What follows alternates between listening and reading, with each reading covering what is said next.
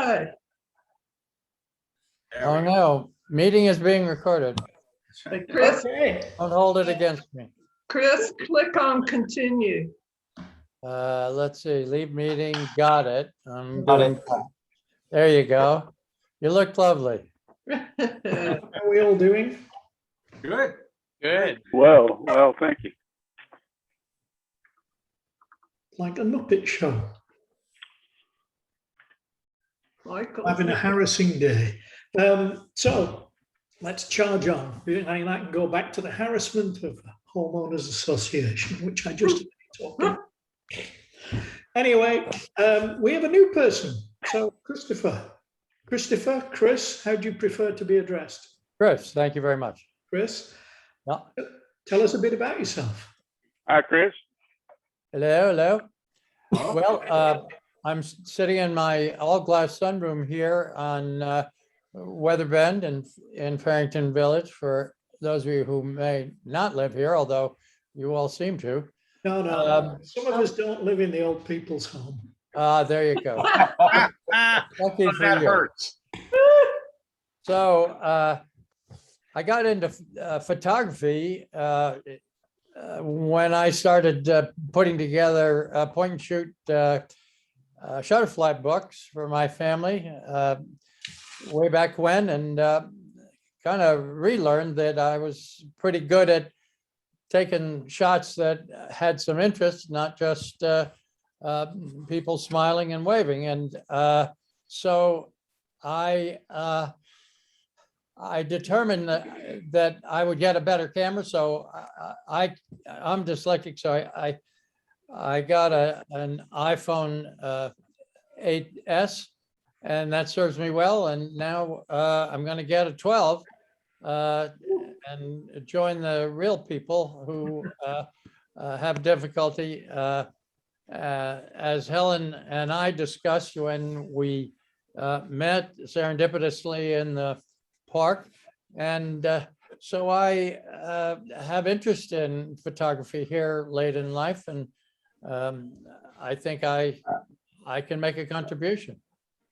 That's great. Thanks, Chris. You're in good company. There are a number of iPhone photographers here, so I think you'll find yourself in very good company. So Well, thank you. I look forward to it and your comments as we go along. well, you might retract that statement later. But Chris, you say you have the iPhone 12? I'm getting one. I have an Apple guru who advises me every step of the way when it comes to all things iPhone and MacBook. So it's going to go on order, and I think we're going to buy it through Verizon and trade in my 8S. It's gonna be the Max. Yeah. I'll buy your 8S. Well, that's a very interesting point. I'll hang on to it, and I think I'm supposed to get $180 for it. And you know, you can bargain me down anytime you want. We'll talk later. Yeah, we'll talk later. And one other thing, my sister said she would join us today, but I don't believe she has. there's nobody that looks like you, Helen. She don't look alike. She's going to be our ghost or guest or adjunct member if she gets on, but I don't guess she has. So whatever. Okay, well, thanks for that. Thanks for the introductions. We tend not to go around and introduce everybody to you, which is a little unfair, but That's fair. you'll get to know us all. I'll see you in the park with my dog, my therapy dog, Collie Luna. Look for her, and you'll see me at the dog end of the leash. So Bill is the person who drives the agenda and the invites and most of the work around here. I get paid the most too. Get to what? I get paid the most too. There you go. See, that's why you do all this stuff. Huh? It's the bonus. So I think, Bill, you're going to talk about your magic sharpening tools. Is that? Well, I was certainly hoping to. My Dell 2-in-1 here has started to get angina, I believe.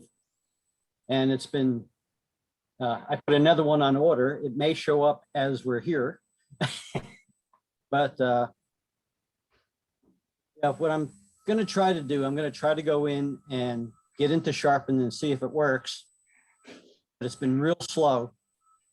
And if not, I've got a few examples of what I did for Helen one day, and I can explain the steps that I went through. So you have to allow me to share. Hang on. There you go. You should be now able to share your screen, Bill. Okay, let's see. Who am I? Why am I? Where am I? Aha, Okay, there you go. Oh, did it show up full screen? looks good. Yeah. Okay. I'm going to start further down the process. Okay. I think we're done. This is a side-by-side comparison of what the original, which is on the left-hand side, and what was processed on the right. This allows you to slide across, see what the difference was before and after.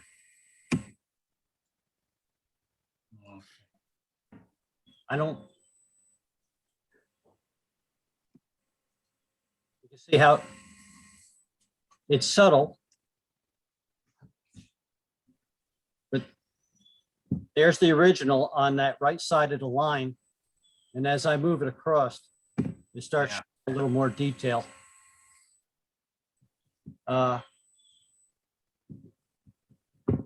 Isn't it the other way around, Bill? No, Left side, Bill. oh, did it? Well, I don't know. I'm just looking at the labels on the bottom. It's subtle. Am I misreading? Okay, let's see. Original on the left. Okay. So there's the original right there. And then as I pass over, it moves it over to the sharpening that it did. If under the view options at the top of your screen, and I'm on Mac, it may be different, but if you can enlarge the image that he's showing. I Right. enlarged it to 100%, and it's extremely different at that resolution. And as you can see here, you have the original in the left top hand corner. Now, the one that it decided, it went through the algorithm for the motion blur is on the right top. You can see how much more detail there is. And There is, yeah. as you go down to the bottom left, it's the out of focus. So it's assuming that maybe you just didn't hit it right. And then on the right bottom is if your lens might have been soft. So it kind of goes through this process every time. So you can decide which one of the two of the three that you want to use. And let's see, you guys are covering me up here, but on the right-hand side, it shows remove blur and suppress noise. You can actually do a little more adjusting because it's coming up with these decisions for the fixing for a motion blur and out of focus or too soft. But if you want to even go a little more sharpening, you can move the sliders and it will try to remove more blur, which you may or may not want. And also it does a certain amount of noise suppression as well. So What you just did seemed to improve out of focus. Or am I nuts? yeah, I think it screwed up the motion blur one. Yeah. Yeah. Because it should just be adjusting the motion blur screen, right? Let's see. But I believe it cleared up out of focus. It looks sharp now. Huh. This is,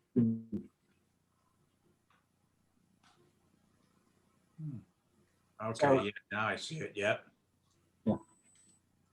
but, and what you can,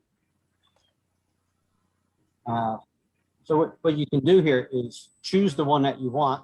Say if you decided that the one that was more pleasing to you was out of focus one, you can double click it. Then it's going to re-update it again, which is one of the problems I'm having because it's so slow. Now it's having to a point where I was saving the image and it's taking like 5 minutes.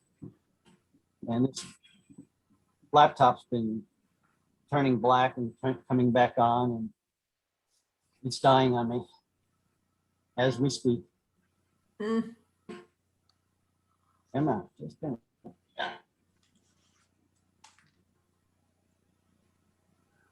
Well, I have a couple of Topaz plugins as well. And with my old computers, I've learned that my older versions work better than the newer ones. The newer ones are better if you have a fast enough computer. But like Bill said, there's a program, a Topaz program called Gigapixel. And I've shut it off after an hour because I just gave up on it. But the programs really do work if you've got the computing power to use them. And you can see here the difference between the left side of that line, which is the original side. We chose that out of focus one. So, and really, once you make that choice, it's almost a save image. And what it does, it saves it to a file name and it just adds to the end of it, sharpen AI, so you know which one was the updated one. Now, there's gone. That's good. I like this. Yeah. Yeah, and what I did, and I'll go to an example. Well, there's a function down here called mask. And what's really neat about it is if you have a picture of a person's face, and I think Graham might have said this one time before. Oh, is with maybe a woman of a certain age, if you have a portrait of her, she may not want to have everything sharpened. Right.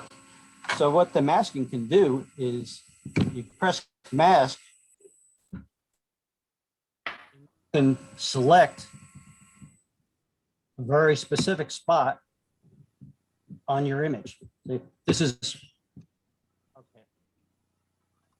So say if this was a person's face and you just wanted their eyes to be sharper, you can just simply use a mask like this, go over the eye, then you would hit apply, and it would affect just whatever you highlighted.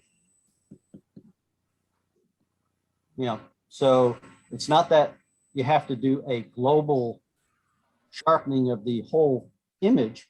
You can go in and do very specific things. I saw one person on a YouTube video. There were some people that were a little out of focus, and then other people. But for the artistic part of it, he just decided that these 3 people in the very front should be sharp. So he just used that mask, he applied it.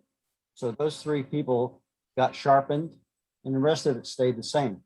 Mhm. So, it's not a everything or anything. I have a question. Yes. Does this only work on digital images, or could it work on a scanned photo, printed photo? I'm going to find that out today. I was given a photograph to scan and create a file for it. So I'm going to see if any of these 3 options does make an improvement. So Okay. Well, and Lynn, I think the answer is maybe. If the scan is of a high quality, I mean, if you've got a lot of data in that scan, it ought to work pretty well. But if the scan is really low resolution to begin with, you're probably not going to, whether it's a scanned image or an image right out of your camera. If it is a low resolution image to begin with, you're not going to have enough pixels to mess with. But Graham would be the pixel master, so I may not be saying it exactly right. So No, I thought you said it perfectly, Mike. You know, I want to just build on what Bill's saying though. I always think in terms of three different forms of sharpening, and we've talked about this before, but maybe not everybody was on that call. The first type of sharpening is what's generally called capture sharpening, which is trying to make up for deficiencies in the sensor camera. Now they're getting much better nowadays. So I very rarely do capture sharpening, which is really to sharpen the image that the camera produced. And the anti-aliasing filter introduces some softness there. The second type, which is the one that I don't see us in this group using as much as I would encourage you to do, which is selective sharpening, which is what Bill's just talked about. And you'll remember we talked in the past about leading your viewer's eye where you as the image maker want them to go. And the eye is generally going to go to the brightest, the sharpest, the highest contrast. And you can selectively sharpen in order to lead the viewer and the viewer's eye where you want them to through your picture, or make them not go into areas of your picture that you don't want them to go. And again, you know, we tend to talk here about sharpening as though it's always full on or full off. We're either turning the light on or turning the light off. When in fact, I suspect you can do it in here, Bill, but I'm sure you'll correct me if I'm wrong. You can put in varying degrees of sharpness. So if you want somebody to go to the eyes of a subject first, they would be the sharpest. And then perhaps the lips would be a little less sharp, and the face as a whole would be a little less sharpened than that. And then the background, of course, wouldn't be sharpened at all. So we do this selective brightening, sharpening, adding contrast in order to give our images the impact that we want and to lead our viewer through the picture. And then the final sharpening is output sharpening, and that really depends on the medium that you're going to. For most of us, most of the time, it's digital imaging. I suspect we're going to produce a JPEG or a TIFF. But for example, if you're printing and you're printing on matte paper, you will do a ton more sharpening than you would generally do for the screen or even for glossy paper. So these things they're not all on or all off. They're subjective, and they're in service of the image that you're trying to put. And I am adding another layer to what Graham just said. In our last steering committee meeting, I confessed that I don't use sharpening in Photoshop Elements. I use unsharpened mask. And I confess that I really didn't know what the difference was. Unsharpened mask is something I learned on a podcast long ago and far away, and that's just my default sharpening mechanism. Well, in the last week, I've done some reading, and I'm not prepared to explain the technicalities of it. But I would urge you to do a search for unsharpened mask versus sharpening. And I think the bottom line, the executive summary on what I read was, don't use sharpening, use unsharpened mask. And part of the explanation is that it gives you some sliders to deal with that, and this goes back to the global sharpening that Graham was talking about, that allows you to do sharpening in a way that it enhances the image overall, but it doesn't treat the whole image the same way. So, and that I'm probably opening myself up to do a tips and tricks on unsharpening mask, but I would encourage you, if you're using sharpening, to do a little research on unsharpened mask to see if maybe it's a better technique. I mean, certainly, I think, as Mike says, try many techniques and see which one works for you. That's a different understanding than I have of unsharp mask, Mike. Unless you selectively apply it, my belief has always been that it applies to the whole image, that it doesn't vary unless you choose to make it so. But Yeah, you're more technical savvy than I am, Graham, and I can't agree or well, I can agree with you, but you know better than I. But Well, what I know is that there are sliders inside of unsharpened mask sure. that are not in 100% sharpening. And the tool that I learned, this was the image doctors on Nikonians years ago. And they used the slider set at 75, 5, and 15. And that was the recommended default slider adjustment for unsharpened mask. And I think it works for me. But I need to learn more about the localized sharpening. You know, what works for you. So for those of you who are really old, it looks like everybody, unsharpening actually comes from the darkroom. It was a method of sharpening prints before digital. And the aim was you actually made another mask and you put them side by side. And the aim was to increase the edge contrast, which gives the impression of a sharper print.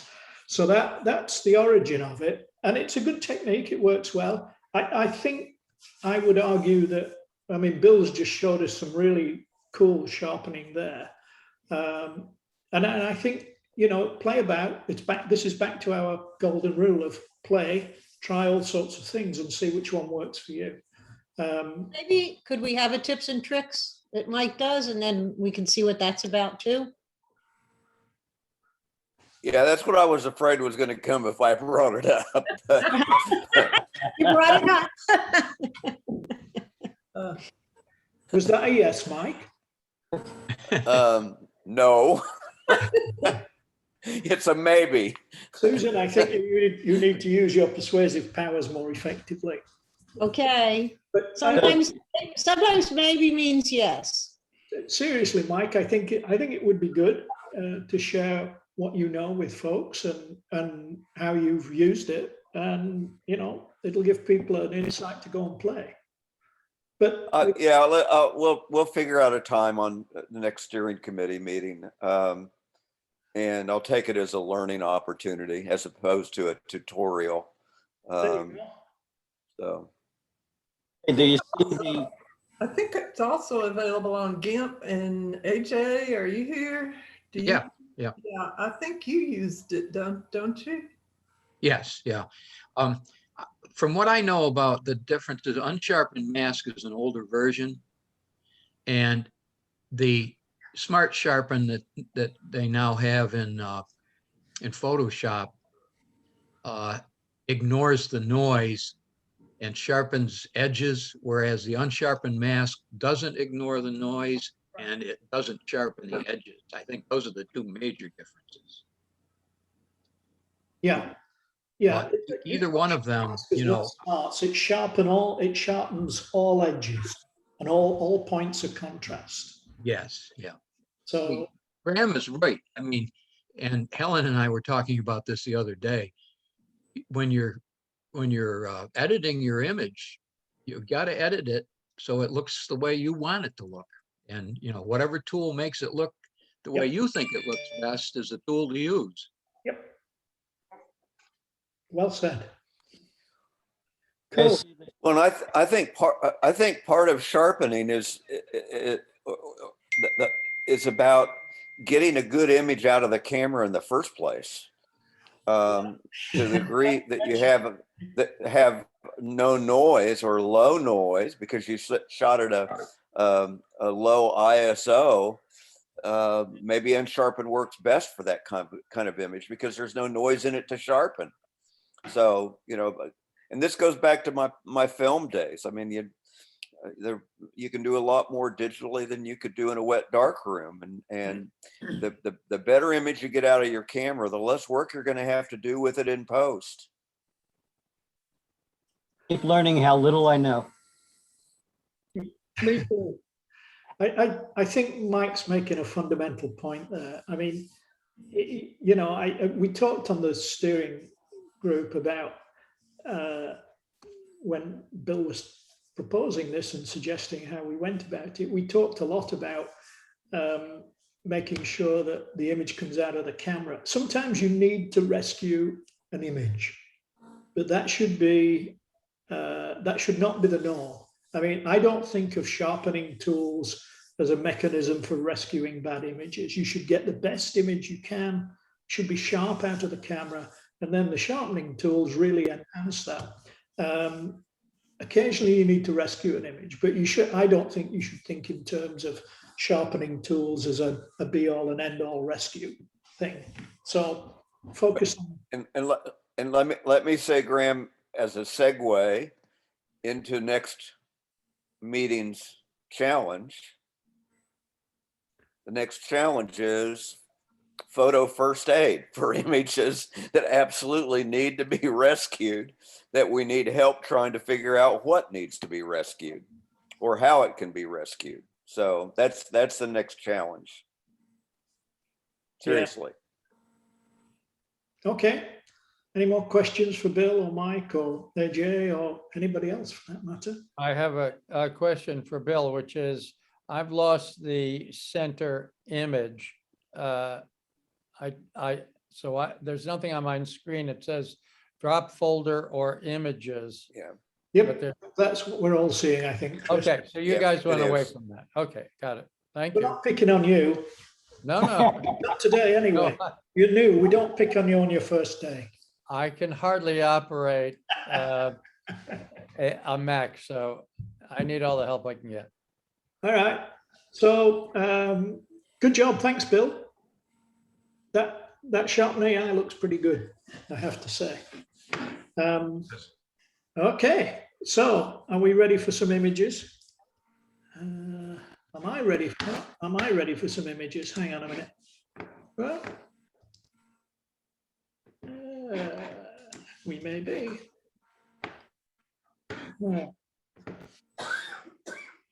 I'm not as far ahead. I've been, as I said, I'm having a harassing morning. Well, more than a morning, but okay, back to meeting. Let's share.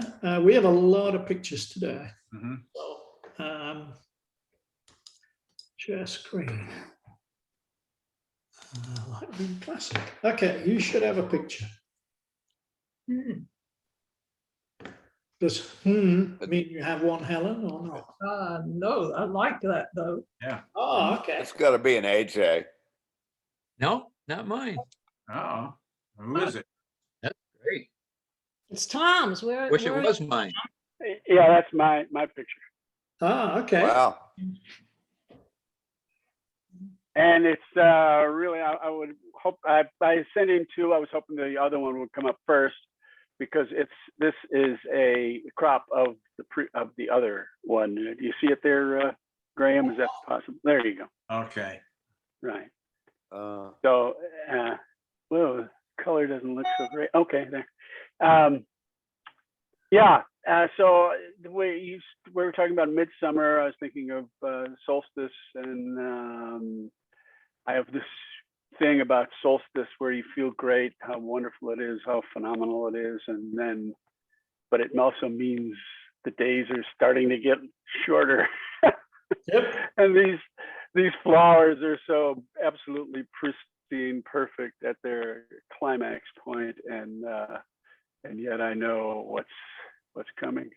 So I put that little text down there, time be still. Oh, see, I thought that was chiseled into the stone. That's interesting.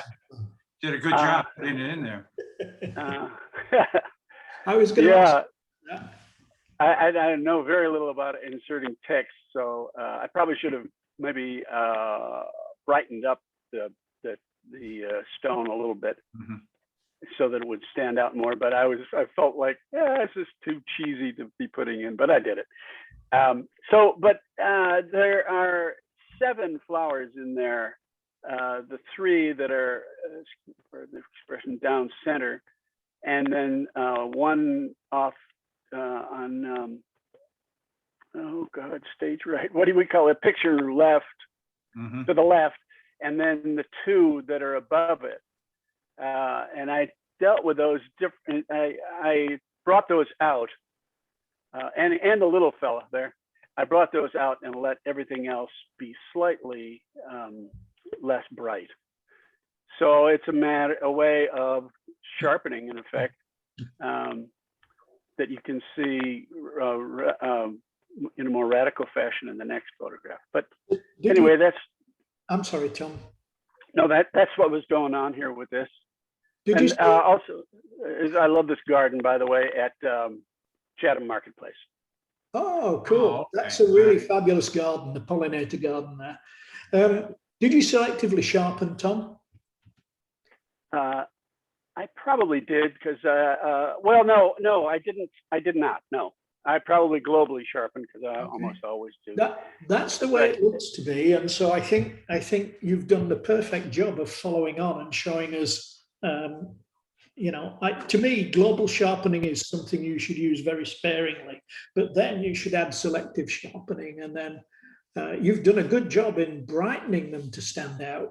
But I would encourage folks to play with not only brightening, but sharpening, selective sharpening, and then increasing the contrast a modest amount. And then I think they pop. These stand out, but when you look at images that really grab you, often they really, really pop. And it's that pop that you get from doing all 3 and leading the eye. This is a great image. I like it. So are we going back to your first one now, Tom? Well, What I put first? at your pleasure.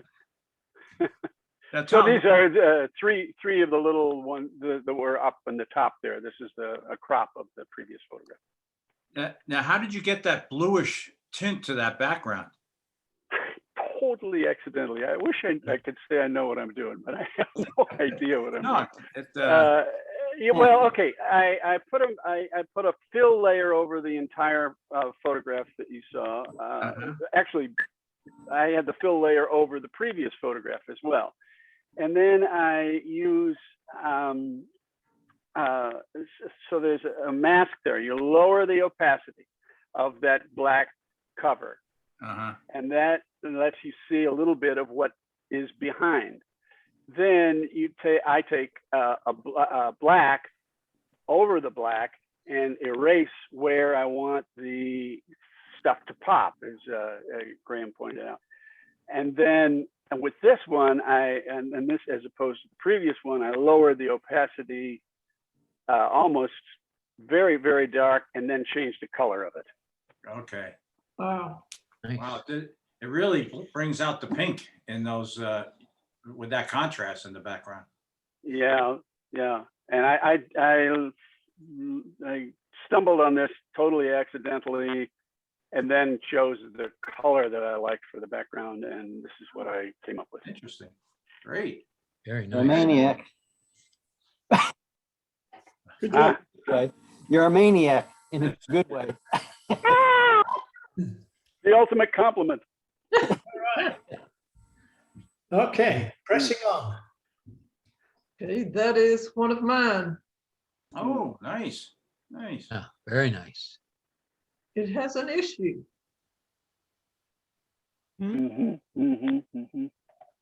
Haloing. It's been over sharpened, but I liked it anyway, so I sent it in because I liked the bee. But you'll see that some of the petals down at the bottom have a black. Graham, is that an artifact?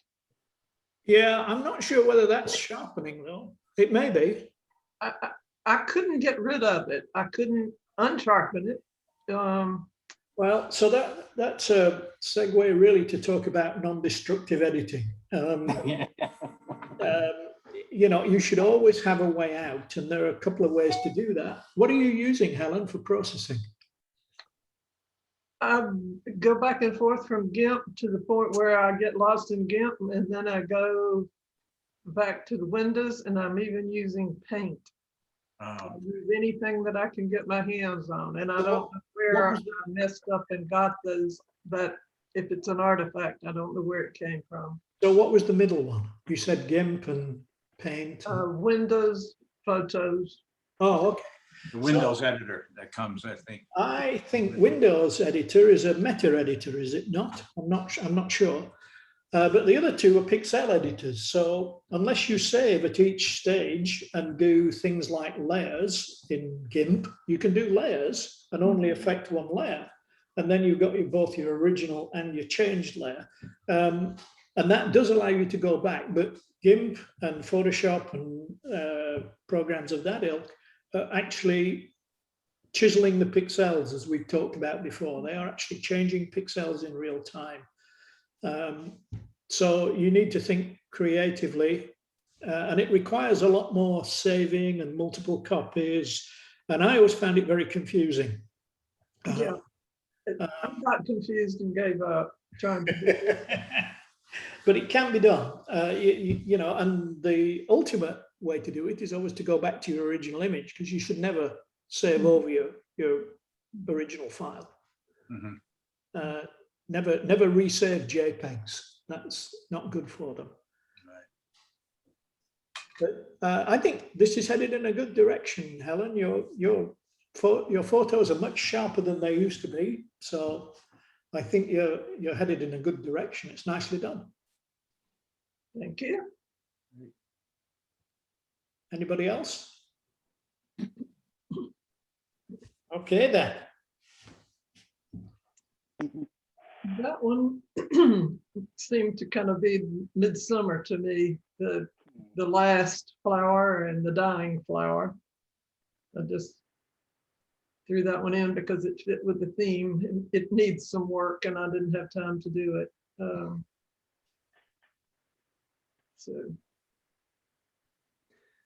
I see where you're going. I'll play with it at another time, but as far as the theme, it seemed to fit. Yes. I see where you're going with that. Do some work and bring it back to us. That's good. All right, who's this? That's also me. Oh, we're getting a plethora this week. Yeah. Another bee. Bill told me to go take pictures and focus, learn how to focus. And by George, I started doing it. All right, well, that's good. So what was you going to focus on this one, Helen? When you're taking flowers, pictures of bees, you don't have a point of focus. You just, You should. I can't move that fast. You should. It looks to me like the plane of focus is somewhere here. Right. Yeah. Yeah, somewhere in there. And so the challenge on these is when you're going that close is how do you get the depth of focus that you want? So you've got some sharpness in here, but it's a very narrow band. So that's always the challenge. And particularly when you're shooting live stuff like this, I find this really hard. I can't do it. You know, the way we get around this is focus stacking or a larger depth of field through a smaller aperture. But both of those are challenging when you're trying to do work at this magnification or this close-up. Is this a crop? Yeah, this is a tremendous crop. Right. So that's the other place where you lose your, you know, you lose your sharpness. But I think you're making good progress on this stuff. Hey, Helen. That one was fun to see the bee. Hey, Helen. Yep. Why don't you send it to me and see if I can Sharpen it. something in sharpening. Just Yeah. it's a learning Good idea. process for me. Yeah, Okay, that's brand new to me. I will do. Okay. Beautiful. All right.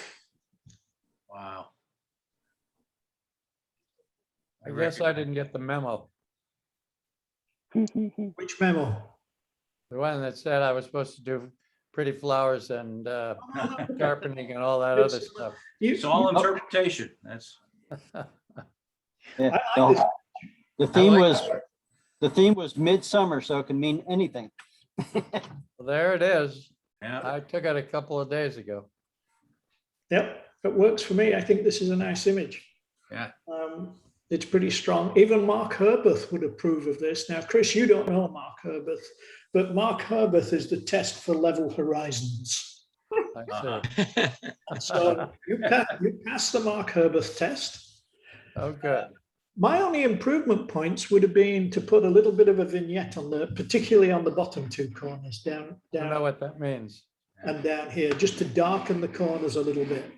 That would have kept us into the image. It keeps us coming Right. back to the main point of the image. But it's a strong image. I think as you listen to this lot in here and we persuade you to do some post-processing, I think your work will get great. This is a nice image. I like it a lot. Yeah. Well, I do thank too. you. I don't both have the eye and or the capability with my 8S to do too much playing with color and sharpen and stuff like that. I like to think that my bent is looking for the unusual, the hard to find. So I creep around this place and see if I can't find something that That's good. maybe other people wouldn't notice. Yeah, I think that's good. You might be pleasantly surprised by how powerful photos are you on an iPhone, you said? Yeah. Yeah. Photos is a pretty powerful application. Yeah, well, I'm looking forward to getting the 12 Max. I'll tell you that. Oh, yeah. Well, none of us are going to speak to you when you have an iPhone 12. Only Beth, who I think Beth has an iPhone 12 now. You got a great image with the 8S. I mean, that was Yeah. Yep, I think it's great. Okay. Oh, that one's mine. Oh, We were up in West Virginia, and one of the Oh. things midsummer is the fog that comes through the mountain.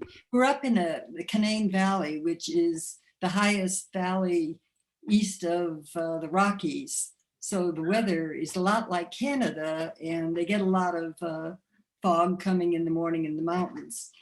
And this is from the balcony of where we stay and just looking out. Wow. And actually, for me, the challenge on this thing, I couldn't see any birds there. So I had to give up on just trying to shoot birds and things like the usual stuff. And so I really tried to work on landscapes, which are very difficult for me, and even got, all my lenses out, wide angle and everything else. So, but I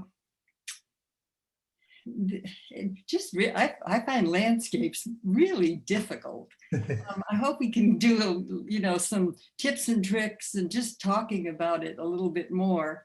Well, I think it's Betty. a great direction, Betty. Yeah, and Betty, I was going to say in terms of landscape, I mean, this is a really good example of foreground, midground, and background. And it's almost sepia, a little yellow cast, but I would really be interested in this as well in black and white. I think this begs for black and white.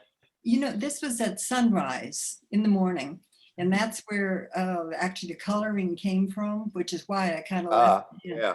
But do you like it?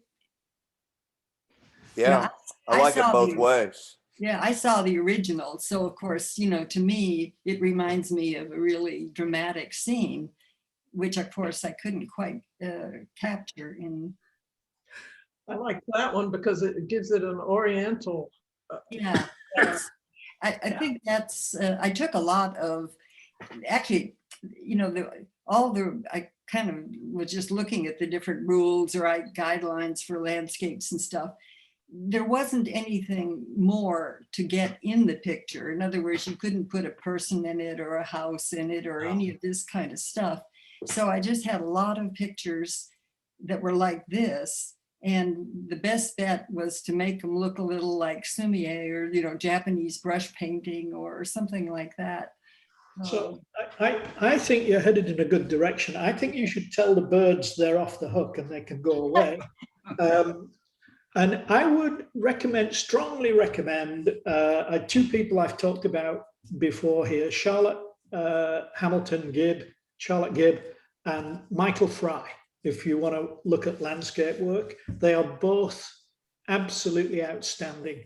The guys, they're both reasonably well known. They're good teachers, they're good photographers.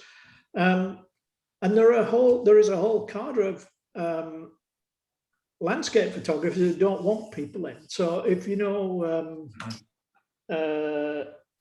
Mitchell, I've forgotten his damn name now, G. Dan Mitchell.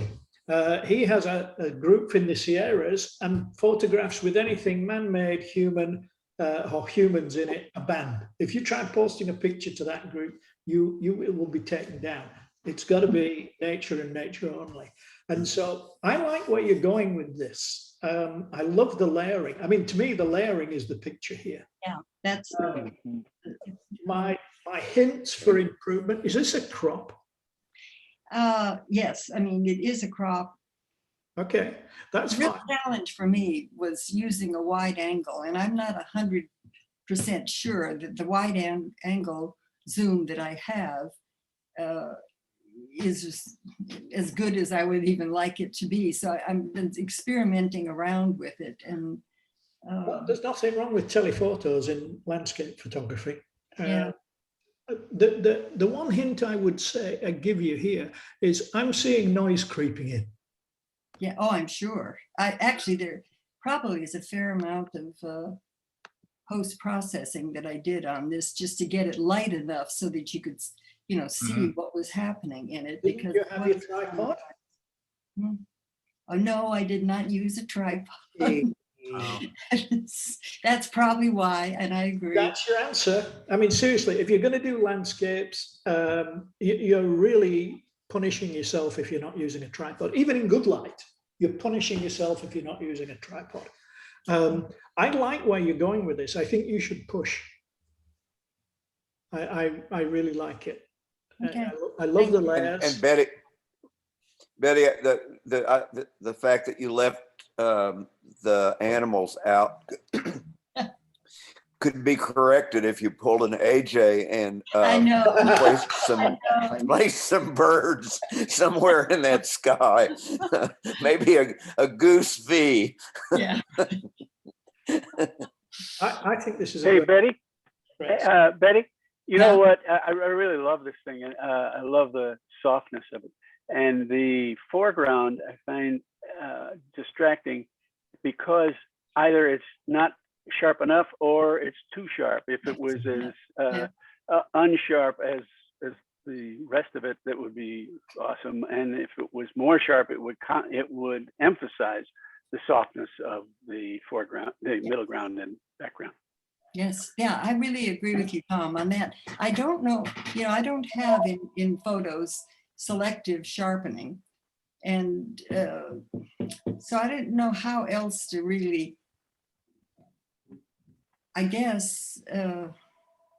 Well, I guess it could try, I don't know if I was focusing 1/3 into the picture, but I guess I have to basically focus like on these trees close up, but then. Yep, and that's okay. Looks like it's more sharp on the left than on the right for some reason. It does. Yes, it does. It does. Anyway, that's a good point. This is just the beginning of my, trying to use different lens and different landscape, a whole different ballgame kind of. But the feeling is just beautiful, absolutely beautiful. And there is nothing that stops you using a lot of the techniques that we've talked about. One of my favorites and one of my most commented images is a panorama that is both focus stacked and HDR. Now, it takes a lot of work, and you've got to think about it in the field about what you're trying, you've got to pre-visualize what you want as a result. But any of you have seen that townhouse picture, that's exactly how that was produced. It's about a 16-shot panorama, and each frame is bracketed and focused at different points. So you can play with all of those things. Don't always. Actually, I'm aiming for an iPhone 12 like Chris is, So I have to wait and see how Chris's works out. And then I'm hoping it will solve a lot of things so that I don't have to do as much post-processing or whatever to get something. Okay. I'd like to say hello to my neighbor, 4 houses up, Betty Akaba, who I didn't see in this group until she spoke up, and I said, wow, I know that woman, and she's given me a great deal of help on my Shutterfly books. There you go. Wow. Well, and don't forget Beth, who has proselytized for the Yes. 12. Yeah. She's routinely been with at the meetings, but just has not been the last time or two. Yeah. But she has a 12 and takes great pictures with it. Yeah. Okay. Okay, who's claiming? This is mine, Bob. So I was trying to get a sunset picture. This is up in Virginia at Smith Mountain Lake. Oh, okay. And my granddaughter's 2 friends just happened to show up on paddle boards. And so I got them in the picture, and that was it. I didn't do much to the picture at all. I did have a tripod. I had a short lens, 24 to 85 millimeter Right. lens. This is where we do the bit of that. Bob uses a tripod. Be like Bob, huh? Yeah, finally. It's good. It's working, Bob. Good.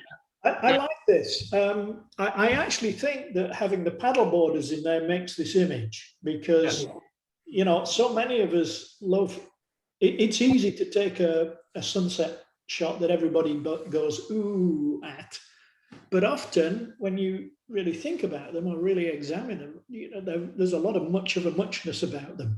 This makes a big impact. You've got this nice subject in the foreground, you've got the color you want, and you've got, the tones that you want. So to me, I think you've done a fabulous job here. I like it. Good. Well, Bob, I like a lot about this too, is the fact that the paddle borders are silhouettes. Yeah. That really adds to it. For me, it does. Yep. Yeah. And a lot of it was, time of day too. Right. Starting to get into evening a little bit. Oh, it's beautiful. Beautiful, Nice. Scott. Good job. Thank you. Wow. Oh, Wow, what clarity on this. Okay, that's my guys. I guess you Beautiful. I was at the beach again. You have your own pelicans, Bill? Huh? You have your own pelicans?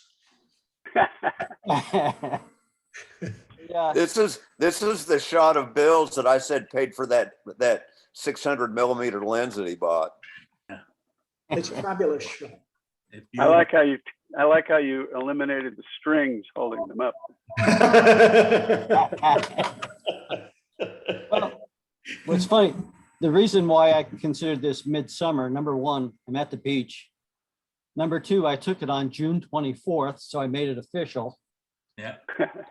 And this was, maybe the second time I used that 200 to 500 Nikkor lens. And it was, it was a bigger scene. There's more pelicans in it. So I, did just isolate these two. But, and That's a fabulous lens, Bill. Good Yeah. job. I mean, Nice. this is stunning. Bill, what you Yeah. said is 200 to 500? This is winter chicken dinner. that's a Frank, it's a Nikkor. And what millimeter were you at when you shot this? I mean, how far away were you from these guys? I'm not sure now. Yeah, I'm just curious. I mean, it's just, It may be 500 millimeter. It is. It's a black screen now. incredible. And what I did, I gotta fess up a little bit. And no, I didn't take it with my $50 Samsung.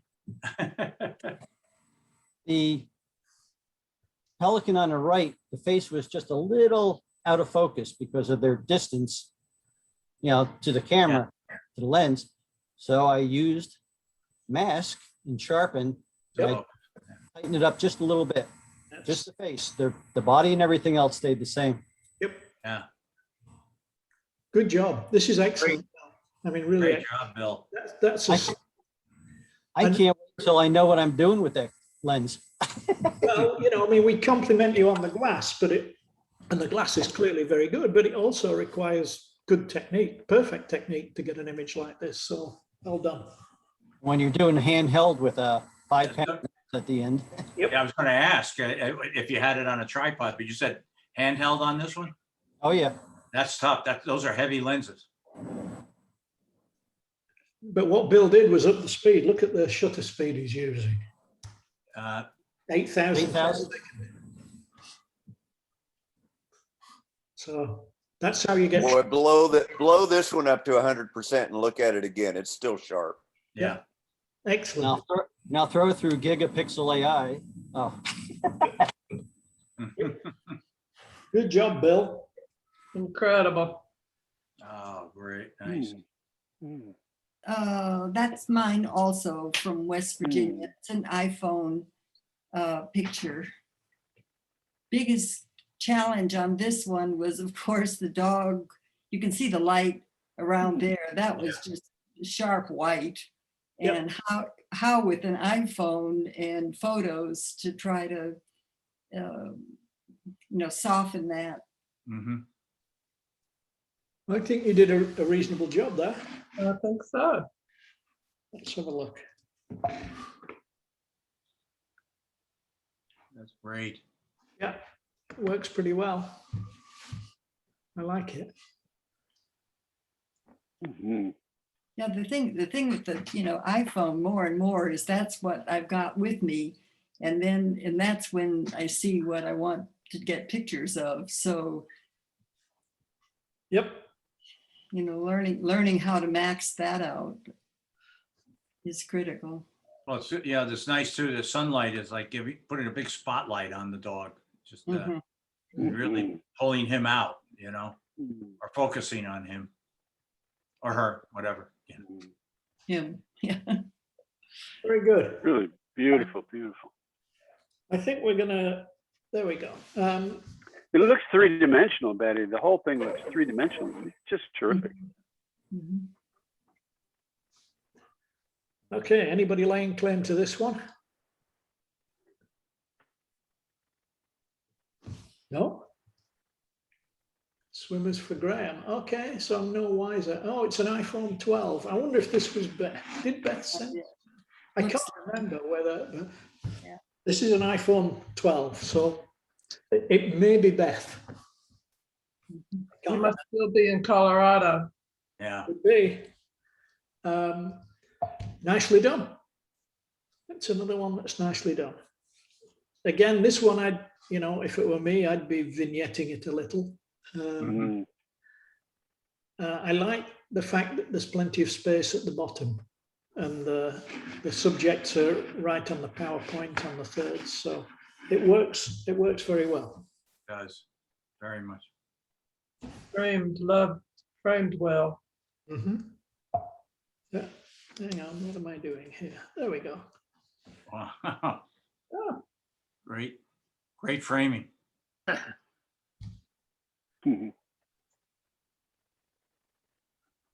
Now, given that it says AJ Bart Midsummer, I guess we know whose this is. I thought I'd turned that off. Where are you, AJ?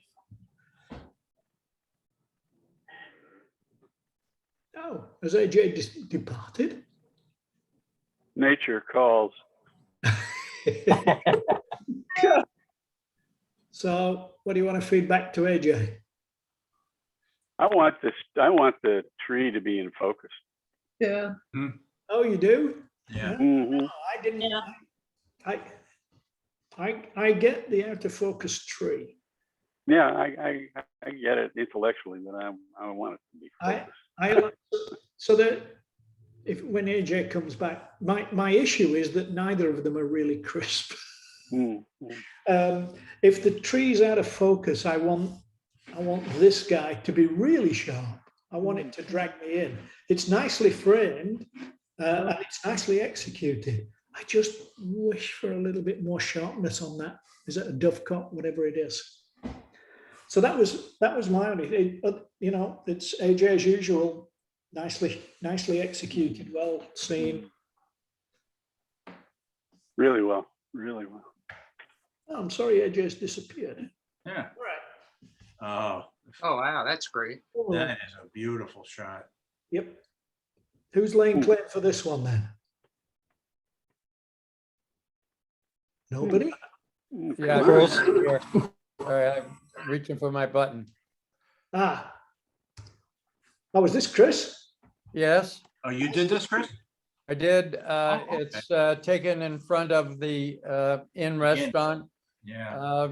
The omnipresent Adirondacks there. And my therapy dog Luna lurking out in the fog early morning, about 3 or 4 days ago. And I knew it wasn't going to last. So I took a bunch of shots and some included more Adirondacks on the left. But I like the isolation of this and the dog, like the paddle boaters in the sunset scene, adds a really nice touch to it. Yeah. Yep, it's a very striking image. It is. Impact.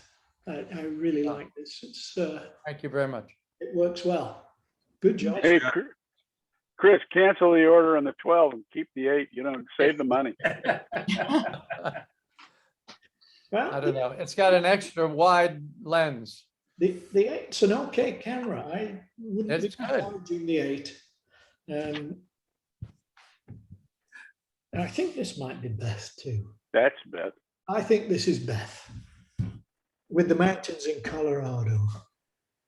The sacred and the profane. Which mountains or Colorado? I like this. I like it's very geometric. Yeah. And I like the framing. I like the positioning and the framing. It seems to me to work really well. And then you get this contrast to the mountains in the background and the sky. And having that basketball lying. Yeah. Court Yeah, adds- yeah. Yep. Tells a story that, you know, who was playing, and it looks like they just ran off and left the ball sitting there. Right. And if the basketball wasn't there, it would change this image fairly significantly. Yeah, definitely. Right. Yeah. So this is the stuff that really cheers me up when, Chris was seeing your eyes are great. Beth has a fabulous eye. She just looks at stuff and goes, I don't know how many she throws away, but the stuff she shows us is consistently good. And this is an image that, it's there. Everybody walks past it every day. And yet there's a really strong, to me, semi-graphic image in here that works really well. And this will be an iPhone, I think. Definite study in shapes, that's for sure. Yep, iPhone 12. So yeah, nicely done. AJ. Oh, this will be an AJ. It's got a black border. Does anybody know what we're looking at? It looks like, is that Galloway? It could be. Up there? It's 15501. Yeah, it is. Yeah. Playing with a drone. Well, it looks like it, doesn't it? Oh, he just got a drone. Oh, yeah. And obviously, it had to be. Yeah. Or he bought a jetpack. Or a hovercraft. This is really nice. So I It wonder. is. Oh, it says AJ Bartlett. So- Okay, I'm back. Oh, we just talked about you all this time, AJ. You and your jetpack. Yeah, so I have a new camera drone. Mm-hmm. Basically, all I did with this photo, this is pretty much the way it came out of the camera. Yeah. I cropped off the bottom.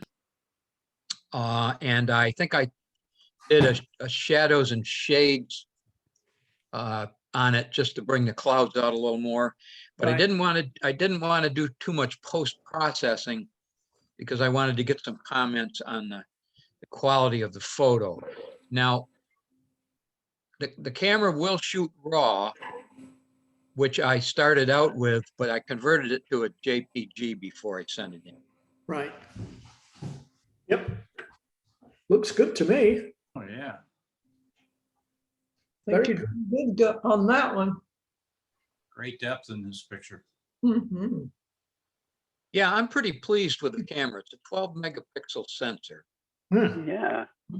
Oh, it did a great job on this. Yeah. I mean, that's Yeah, look how clear the detail is in the shadow of the trees against the field there. That's great. Hmm. Yeah, I'm just learning the ins and outs of all of the camera settings right now. And it does video too, of course. Oh, nicely done. That's pretty good. I like that. Some big contrast, you know, huge dynamic range in there. What sort of drone have you got, AJ? It's a DJI. Okay. Yep.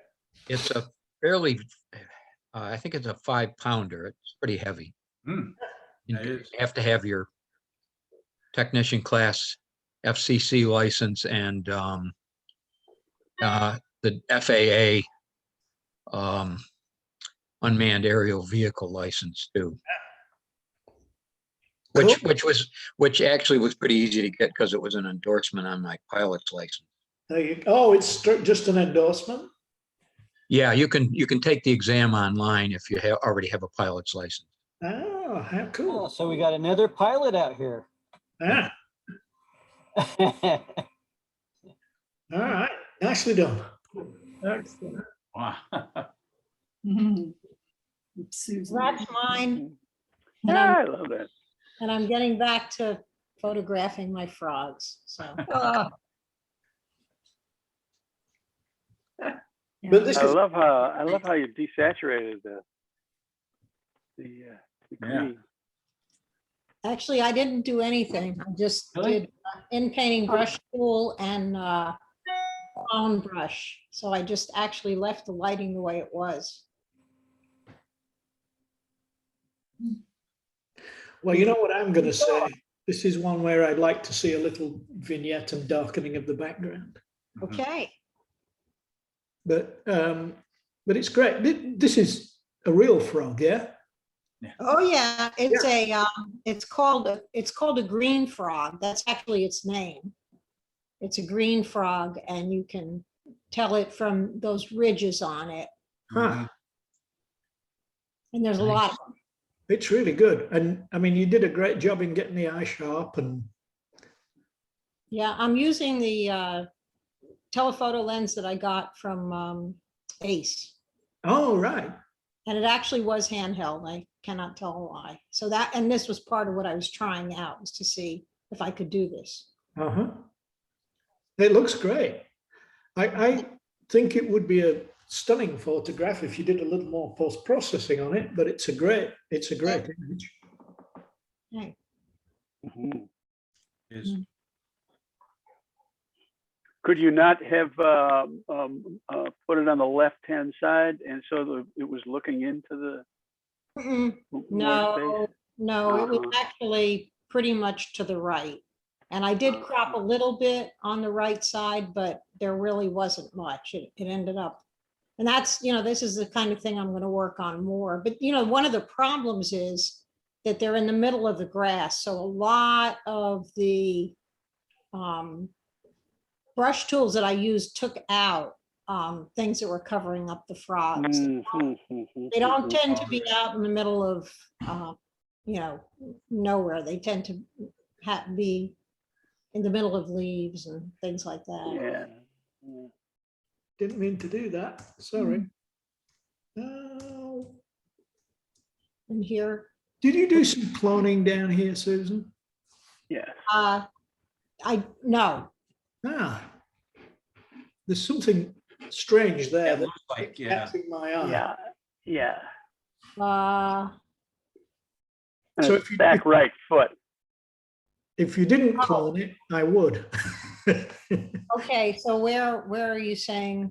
Down on the foot there. Yeah, Something weird there.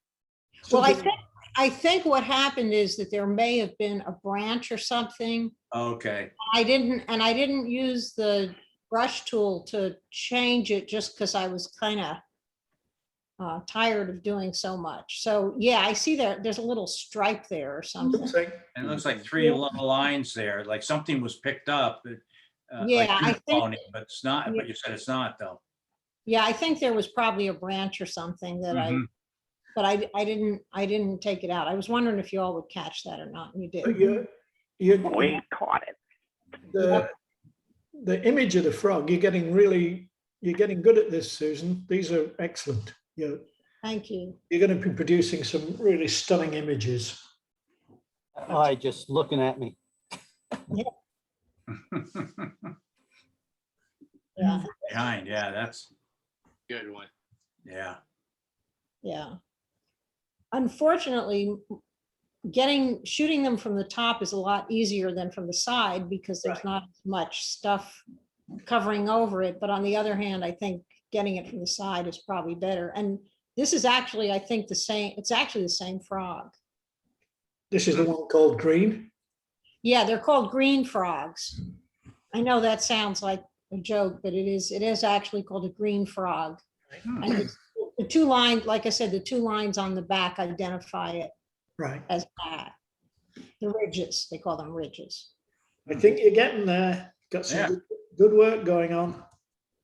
Ooh, yep, there we go. Okay. Anybody laying claim to this? Yes, it's Larry. I thought that Midsummer, it spoke to me. Yeah. It does.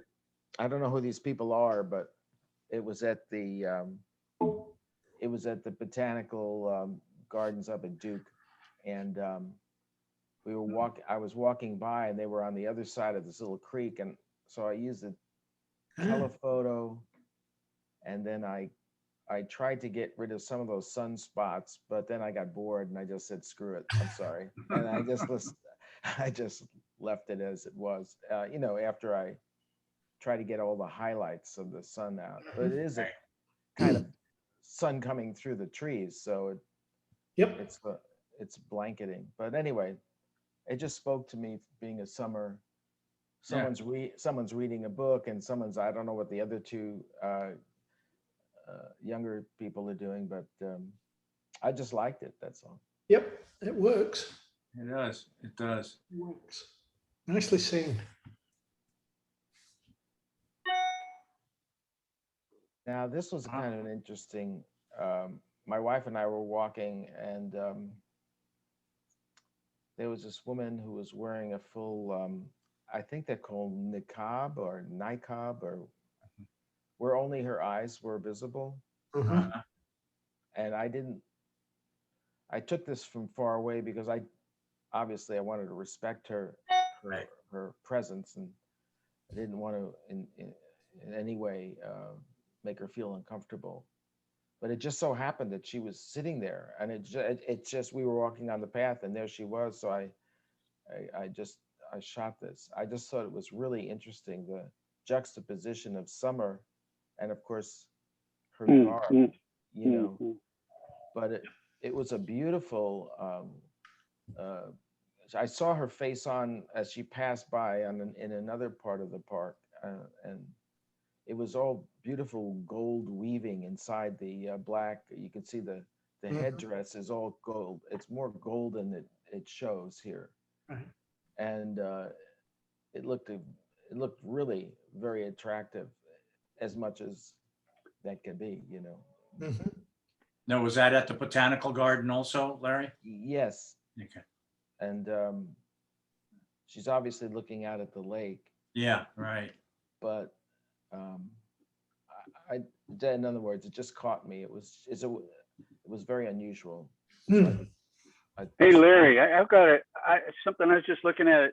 Imagine that as a cutting out the lake and a lot of the, looks like rhododendron, and just focusing on the person and using making it a round photograph, circular photograph, wouldn't it? See with that Yeah. exotic looking weed flower coming out over the path, Yes, just sort of roundness to the whole thing wouldn't that be nice? Yeah. yeah. I really cropped this. Uh, So I love how you have to find her in there. I know. Yeah, that's what really Yeah. got me. My Yeah, wife you was have- saying, my wife was telling me, don't take the picture, don't take that. But I knew I had to, and she wasn't looking at me, so that was fine. She was Yeah. with her, looked like 7 or 8-year-old son, Yeah, but they were walking together. yeah. But he's on the other side of her, so you can't see him Mm. on the bench. Oh, okay. And that's the way that comes out. But yes, you have to search for her, which was the point. The only thing I would say is that the blurry leaves on the upper right, Yeah. they're a little distracting. I don't know if you would want to take them out or if there would be a way to sharpen them or something. Yeah, I don't know what that's a think. rhododendron, I think. Oh, okay. I really don't have the skill to do that. I just don't know how to do that. I'd love to see it as a circular picture. I don't Yeah, know. You try different things, yeah. Mhm. I don't know how you make a circle. Yep. I don't need, well, yeah, I don't either. It is a beautiful picture. It's pretty. Yes, this is beautiful. Okay. Uh-huh. The old frog. Okay. I was so lazy on this challenge that I figured I'd take a picture of something that That's great, Bill. this is our little frog in the well over by the goat. And I shot it I probably took about 20 or 30 images. And I wanted to try to get the right perspective, the right angle that would kind of tell a story to it. And the fact that it has the flowers coming around, his right side there. Yeah. And I caught his leg just in the top corner so that the viewer could go and start seeing the water and it would start fading away. So yeah, I took a bunch of them, but and this one I had to crop in a bit because in the very top left-hand corner, you'll see that little speck of white. Mm-hmm. That was Oh, the right. exact spot where it would have gotten a little too bright and it would have really Yeah. dragged everybody out. And then instead of brightening up a lot of these areas, I decided to keep it dark, to keep it, he's resting, he's Yeah. lazy. Yeah, it's not something that, it's like, something that should be that bright. So I kind of had to take those kind of things in consideration. Well, to me, it does say lazy summer day. He's Yep. lying there and enjoying himself and taking a snooze. Certainly does. You can just barely see that water coming out of his mouth. Yeah. It actually shoots over to the right and goes down. Oh, Good job. right. That's great. Okay, this was me. This is the first attempt with an iPhone. I was at a concert, and to me, a summer is a July 4th concert with the band, with the orchestra playing. So I just I had taken it further away, and then I cropped in all the people sitting there watching the band playing for the afternoon, and it's giveaway of July 4th with the one chair with all the stars and stripes, and then the flag hanging there. But it was. And it was nice because this was the first one I've been to in 2 years since the pandemic started. Yep. Mm. Nice. Nicely done. I A like lot that. of color. Yeah. Oh, it was a beautiful day. It was on Sunday over at that Coca Booth Theater over in Cary. And the sun it was perfect for it. Although it had gone down behind the clouds. So I was able to, wasn't blown away. Like that's what I was afraid of. There's a lot of white in there that would have reflected it. But I love this picture. It's kind of my meat, a found scene, flag in the center makes a big statement about where we are and Right. where we may or may not be going. And it was nice. Like I said, we're kind of getting back to normal again now. Yeah. Good job. Good. And then this was the Yeah. same place, but this was the fireworks at night. After, Oh. Nicely done. Yeah, very nicely done. I tell you, I don't normally shoot with the iPhone, but the results are just unbelievable. This was an 11, an iPhone 11. Yeah, that's great. Good job. Excellent. Thank you. All right. Hey, that one belongs to my sister who never showed up. She may or may not join the group. This is an result of 3 shots or 3. It's 1 shot and 3 edits. And this is the one that I really like and I will edit. Oh, Hang in my house. It is an exploding seed pod, an onion, ornamental onion. But Graham, if you can run through, she sent 3 so we could see. okay. That was her first edit in GIMP. And I thought the colors were a little cool. And so I had her change to the other. And then that's her original shot blurry on purpose, shot dark on purpose with a point and shoot camera. But she's doing a variety of different things using GIMP, some as we both try to learn GIMP, and also Paint, and also the Windows Photo Editor. Okay. But I just thought people might be interested in seeing what you can do when you haven't got a great camera and what you can do when you haven't got a fabulous post-processing software. I consider this art. It's, to me, beautiful. Yeah, to me, this looks like a painting. Yeah, yeah. But if you go back, Graham, to the final production, the final product, that's the one I'm going to hang. Yeah. I think it's kind of incredible. You could make them into cards too. Yeah. Oh yeah, definitely. They I'd make love to great. send people a card that looked like this. She's done calendars, but this is my favorite of all that she's done. Looks very Asian to Of course, me. she's not here to talk about how she got to where she got, but that one isn't particularly heavily processed, I don't think, but I could be wrong. Good. Very good. Nice. Okay. Well, we have a heck of a collection today. Good job, everybody. Some nice work there. Any final thoughts? And the challenge? Yeah, I didn't catch when I think it was Mike mentioned what the next challenge was. Right, what the next challenge is going to be is, find an image that doesn't really get it for you. Something, an image that you like, but you think something else could be done to it. Okay.